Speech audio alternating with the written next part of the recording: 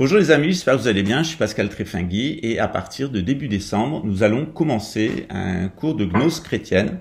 Ce cours, il aura lieu seulement tous les 3 ans, donc ça sera la première et unique fois qu'il sera en ligne, après ça sera en présentiel. De quoi s'agit-il? En fait, ce qu'il faut comprendre, c'est que le récit de la vie et de l'enseignement de Jésus par son disciple aimé, Saint Jean, diffère beaucoup des autres évangiles réalisés à destination des païens, des juifs et des gréco-latins sous Constantin, empereur de Rome. Les 3 évangiles de Luc, de Matthieu et de Marc sont en réalité tirés du même texte et ont été destinés à 3 publics. Généralement, on considère que ces 3 publics, ce sont les catholiques, les orthodoxes et les protestants à notre époque, qui sont le reflet des 3 reniements de Saint-Pierre. Un reniement avec Rome, c'est Constantin. Un reniement avec Byzance, c'est la guerre des iconoclastes et des iconostases. Et puis la guerre du protestantisme à Londres, qui a opposé la réforme au catholicisme romain, qui est maintenant, d'ailleurs, le protestantisme est maintenant sous contrôle pratiquement intégral du catholicisme romain, en particulier l'Église anglicane. Or, tout le long du Moyen-Âge, on nous parle d'une autre église, une église secrète, l'église de Saint Jean, et on nous parle même d'un fameux prêtre Jean qui vivrait en Orient. Quel est ce prêtre Jean?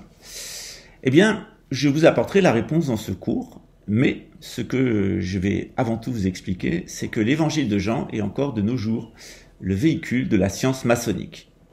Il était lu par le prêtre avant la messe dans la sacristie, et il est utilisé dans les loges maçonniques.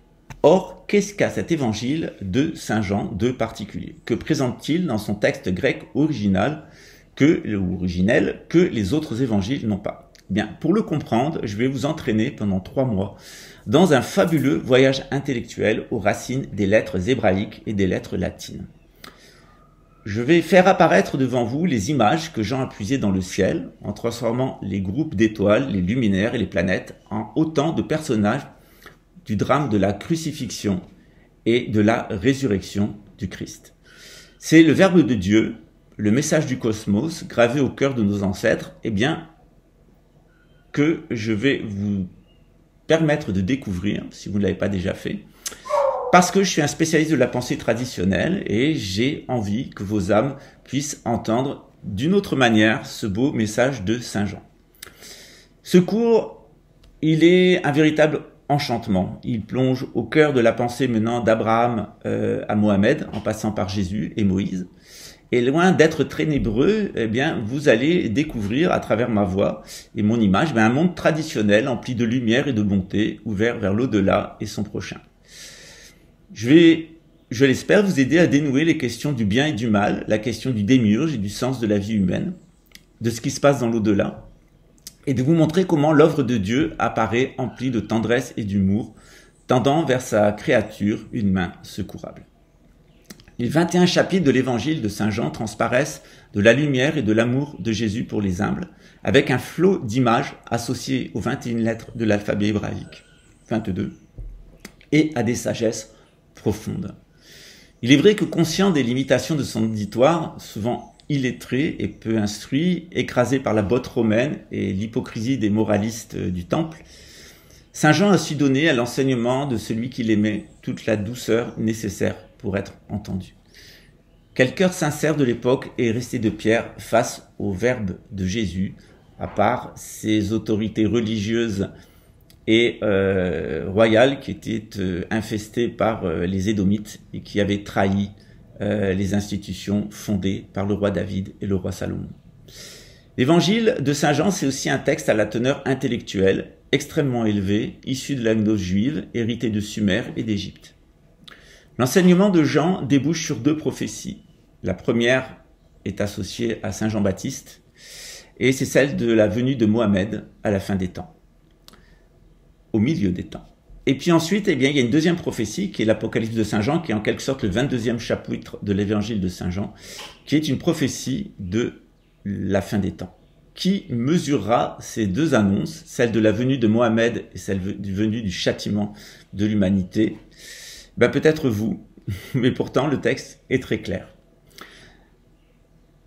À partir de l'apôtre Jean, je souhaite vous guider à l'apôtre Jacques, le frère de Jésus, et ses disciples, les judéo-nazaréens. Ces derniers se consacreront à recevoir Mohamed, le nouveau Moïse de la lignée d'Abraham par Ishmaël, fils d'Abraham et de sa mère, fille d'Égypte, annoncée par l'apôtre. Puis de Jacques, je vais vous guider sur le chemin de Compostelle, qui est un lieu d'affrontement et de communion avec la Cordoue musulmane. Cette voie royale apparaît comme un outil dirigé par le souhait de pardonner et d'offrir la rédemption, par l'humiliation de la croix et la joie de la résurrection. Construit par des maîtres maçons, l'âme remplie des créations des imagiers du Moyen-Âge, c'est-à-dire le tarot, c'est ce parcours entre les deux venues du Christ que je vous invite à parcourir avec moi et que je vous invite à voir non seulement dans le ciel, mais aussi dans l'art de ces constructeurs dédiés à Saint Jean et de tout le chapelet en forme de constellation du Scorpion qu'ils ont placé entre Saint-Benoît-sur-Loire et puis Saint-Jacques de Compostelle. Ce cours, il sera ouvert à partir du mois de décembre. Il y a déjà beaucoup de demandes, donc vous pouvez vous inscrire dès maintenant en m'envoyant un email à l'actualité-synarchique@gmail.com ou en me contactant plus 55 21 97 967 93 77. Ça sera écrit dessous. Je vous souhaite le meilleur pour la suite et puis j'espère que après le cours de gnose bouddhique, ce cours de gnose chrétienne, il vous conduira à mieux apprécier la culture dans laquelle vous êtes immergé et qui de plus en plus s'inverse en mode satanique pour devenir la culture des antéchrétiens, des antichrétiens, c'est-à-dire la culture de l'antéchrist. À très bientôt. Ciao.